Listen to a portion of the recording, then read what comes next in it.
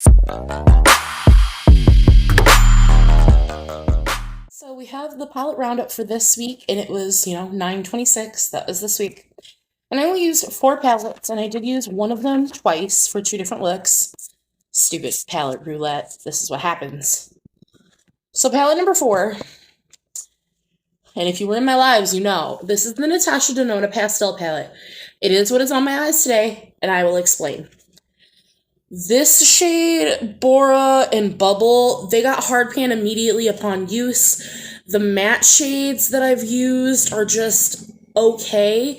This shade worked fine.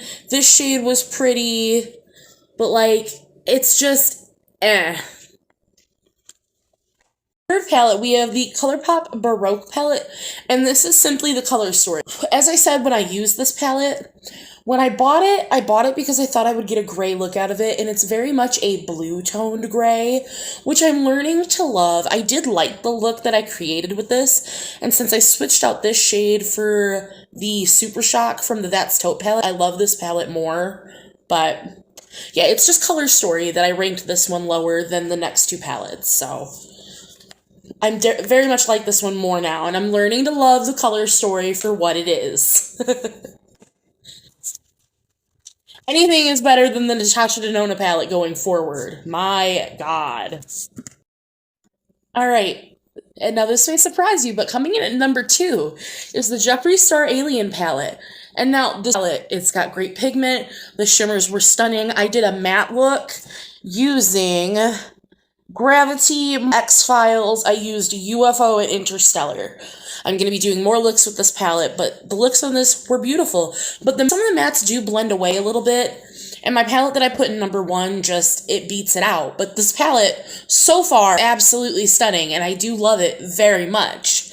But, can't win them all. And maybe the next time it's in my will win, but for this week, it is number 2. Of course, for ranking number 1 this week, we have the Cara Beauty Flower Powers palette. This is what the color story looks like, and I used these 2 rows. I used every single shade of those 2 rows. Like, I don't even like satins, and this satin outperformed for me. This red was a true red. The pigment, holy shit, the pigment.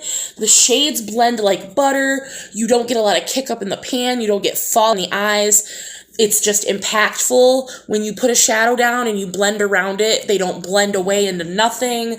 I'm excited to use these lows. Like, this was a really good one. And this is what ranks number 1.